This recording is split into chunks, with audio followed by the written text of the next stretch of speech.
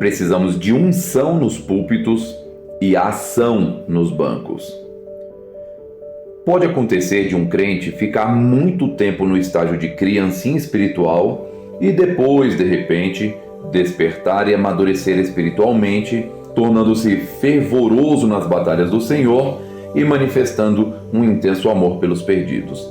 Existe uma explicação para isso, mas nós nos achamos tão abaixo do padrão normal do cristianismo neotestamentário que o normal nos parece anormal.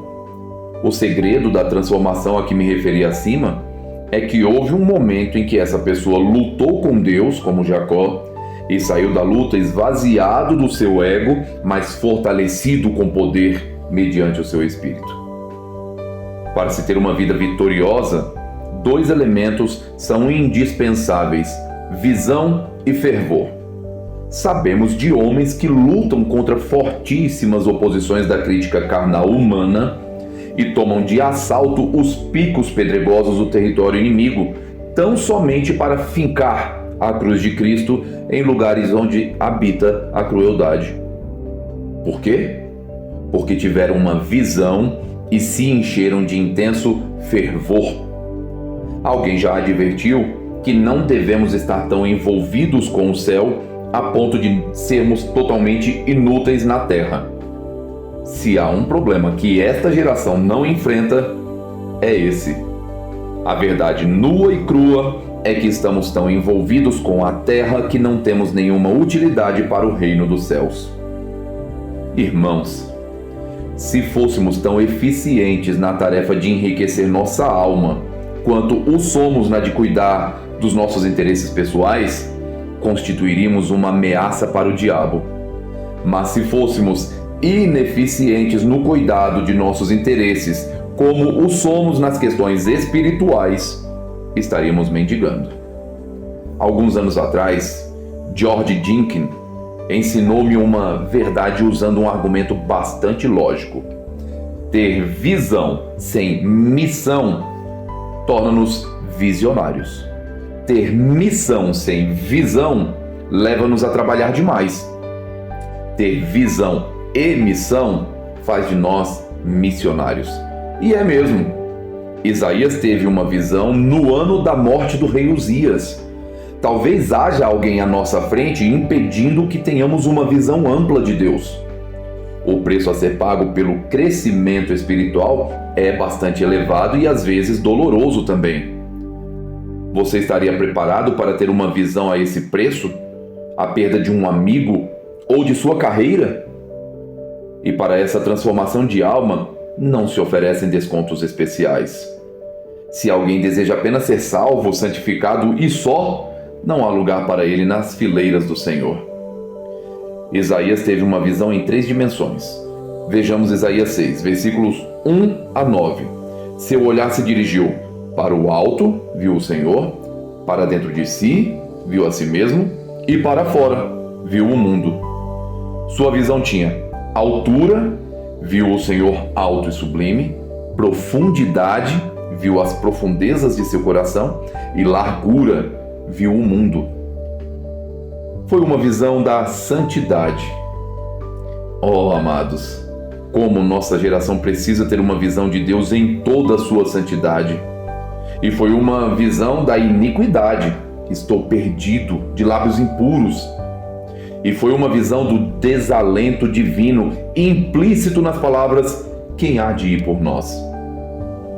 E nesta hora em que vivemos, quando a média das igrejas está mais envolvida com promoções do que com orações, incentiva mais as competições e se esquece da consagração, e substitui a propagação do evangelho pela autopromoção, é imperativo que tenhamos essa visão tríplice. Não havendo profecia, o povo se corrompe, Provérbios 29:18. E não havendo paixão pelas almas, a igreja perece, mesmo que esteja lotada dominicalmente. Certo pregador conhecido no mundo inteiro e que tem sido poderosamente usado por Deus nos últimos anos para promover avivamentos, que são bem diferentes de cruzadas de evangelismo em massa, contou-me que também teve uma visão semelhante. Ainda me recordo da expressão de temor com que ele me falou, que não sabia ao certo se estava tendo uma visão ou um sonho, se estava no corpo ou fora dele. Mas disse que enxergava uma enorme multidão em um profundo abismo, todo cercado de fogo, presa no manicômio do universo, o inferno. Depois disso, esse homem nunca mais foi o mesmo, nem poderia. Será que Deus poderia confiar-nos revelação tão grandiosa? Já passamos pela escola da oração e do sofrimento para que o nosso espírito esteja preparado para suportar uma visão tão atordoante? Feliz é aquele a quem Deus pode comunicar tal visão. Ninguém vai além da visão que tem. Teólogos intelectualizados não têm condições de romper a cortina de ferro da superstição e das trevas por trás das quais, há milênios, estão perecendo milhões e milhões de indivíduos. Talvez só homens com menos intelecto, mas com uma visão maior, sejam capazes disso. Ter uma mentalidade espiritual é ter gozo e paz. Mas se pararmos para pensar em estatísticas, poderemos ficar bem preocupados. Leia os dados que se seguem e veja se não há vontade de chorar. Japão. O governo da nação afirma que a população já passa da casa dos 120 milhões e está crescendo ao ritmo de 1.100.000 pessoas por ano. Isso quer dizer que o número de não convertidos aumentou em 5 milhões nos últimos 5 anos. Coloque esse dado em sua lista de oração. Coreia. A população desse país é de cerca de 42 milhões, constituída em grande parte de refugiados, flagelados e famintos. Índia. Na Índia, há milhões e milhões de pessoas no Vale da Sombra da Morte. Oriente Médio. Aí há mais de 1 milhão de refugiados árabes. Europa. Nesse continente, até alguns anos, existiam cerca de 11 milhões de refugiados políticos e de indivíduos que, devido à guerra, se achavam distantes de sua pátria. Que situação triste. China. Em Hong Kong também há milhões de refugiados que escaparam da China comunista e vivem em condições miseráveis.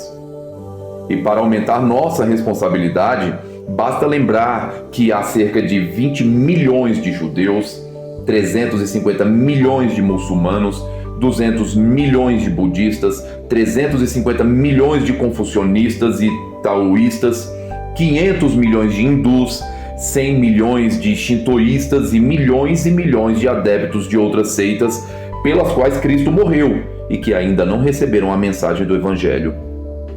Até mesmo nos Estados Unidos, existem em torno de 50 milhões de jovens com menos de 21 anos que não estão recebendo os ensinamentos de Deus e cerca de 10 mil cidades de pequeno porte onde não há um templo evangélico. Quase 1 milhão de pessoas morrem sem Cristo semanalmente em todo o mundo. Isso não significa nada para você? Precisamos acabar com a nossa religião sintética. Uma situação dessas revela a falta de unção nos púlpitos e de ação nos bancos. O fato é que hoje não se prega mais o evangelho com o mesmo fervor de antes e não há mais fome de se ouvir a pregação. É possível que Deus esteja mais irado com os países de formação protestante, como os Estados Unidos e Inglaterra, do que com os comunistas. Acha essa informação absurda? Então pense seriamente no seguinte: na Rússia, há milhões de indivíduos que nunca tiveram uma Bíblia e nunca assistiram a um programa evangélico na televisão ou no rádio. Se pudessem ir a uma igreja, iriam de bom grado. Talvez estejam equivocados aqueles que oram no sentido de que os perdidos tenham uma visão do inferno para que se arrependam. Pode ser que eles precisem mais de uma visão do Calvário, do Salvador sofrendo, a estar com eles para que se arrependam. Por que iriam querer perecer depois de visualizarem o Calvário? Conta-se que William Booth, fundador do Exército da Salvação, costumava dizer que, se pudesse, gostaria de proporcionar aos seus soldados em fim de curso, a oportunidade de passarem 24 horas espiando para dentro do inferno para que contemplassem o eterno tormento que ali impera. As igrejas fundamentalistas precisam de uma visão dessas, e quem mais precisa são os eloquentes e orgulhosos evangelistas. Houve certa vez um criminoso de nome de Charlie Peace. Não tinha respeito nem pelas leis de Deus e nem pelas dos homens. Mas afinal, um dia foi preso e condenado à morte. No dia da sua execução, foi levado ao corredor da morte na penitenciária de Emley, Leeds, na Inglaterra. À sua frente ia o capelão da prisão, lendo versículos da Bíblia em voz monótona e desinteressada. O criminoso tocou-lhe no ombro e indagou o que estava lendo. "O conforto da religião", replicou o sacerdote. Charlie Peace ficou chocado de ver como ele lia aqueles textos acerca do inferno de maneira tão mecânica. Como alguém podia ser tão frio a ponto de conduzir outro para a forca, sem emoção alguma, lendo-lhe palavras sobre um abismo profundo no qual o condenado estava prestes a tombar? Será que aquele pregador cria de fato que existe o fogo eterno, que arde incessantemente e nunca consome suas vítimas, já que lia tudo sem ao menos estremecer? Seria humano um indivíduo capaz de dizer a outro friamente: "Você estará morrendo eternamente", sem nunca conhecer o alívio que a morte poderia dar-lhe? Aquilo foi demais para Peace, e ele se pôs a pregar. Veja só o sermão que pregou no próprio instante em que caminhava para o inferno.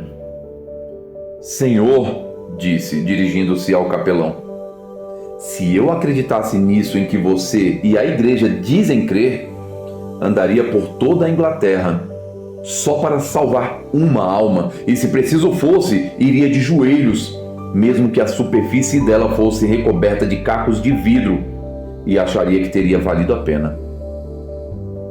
Irmão, a igreja perdeu o fogo do Espírito Santo, e por causa disso a humanidade vai para o fogo do inferno. Precisamos ter uma visão do Deus Santo. Deus é essencialmente santo. Os querubins não estavam clamando: "Onipotente, onipotente ao Senhor", nem diziam: "Onipresente, onipresente ao Senhor". O clamor deles era: "Santo, santo, santo". Precisamos deixar que o amplo conceito desse termo hebraico penetre de novo em nossa alma. Se faço a minha cama no mais profundo abismo, lá estás também. Se tomo as asas da alvorada, Ele está lá. Nesta vida temporal, Deus nos cerca por todos os lados, e Ele mesmo, o Deus do qual não se pode fugir, nos aguarda na eternidade. É melhor procurarmos ter paz com Ele aqui e nos posicionarmos no centro da sua vontade agora.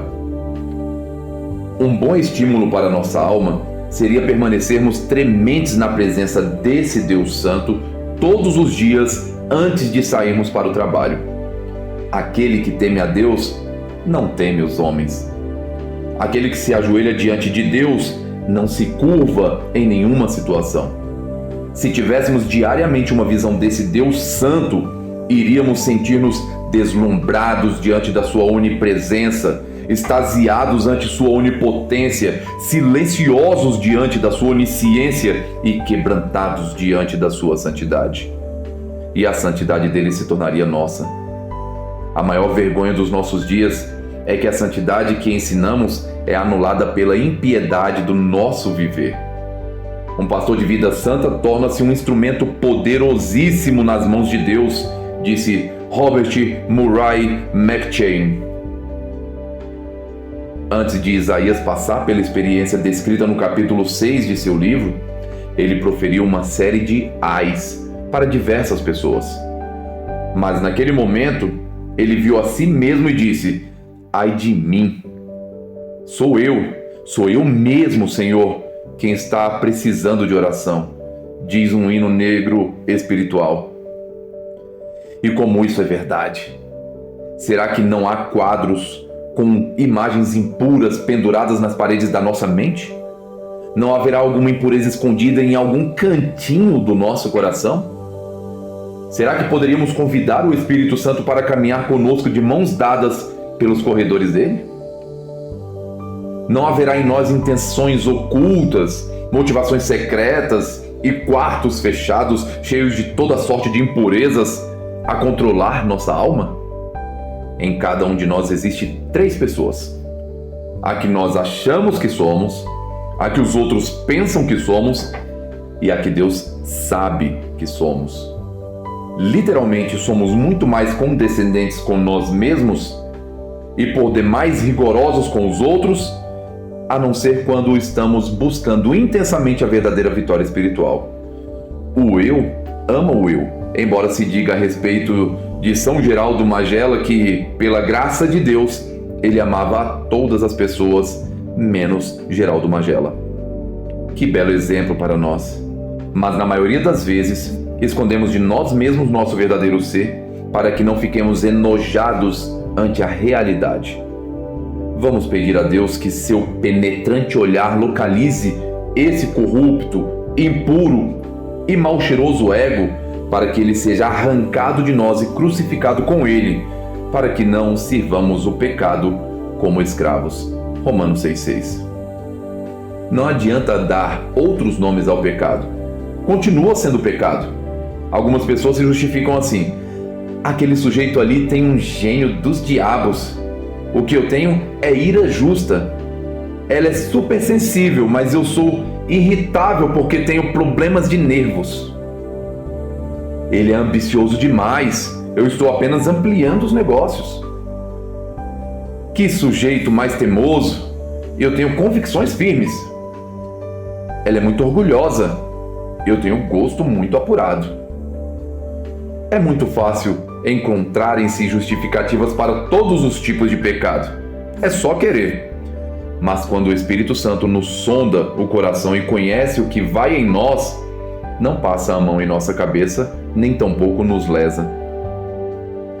Perguntou-lhe ao cego Jesus: que queres que eu te faça? Respondeu o cego: Mestre, que eu torne a ver. Marcos 10:51.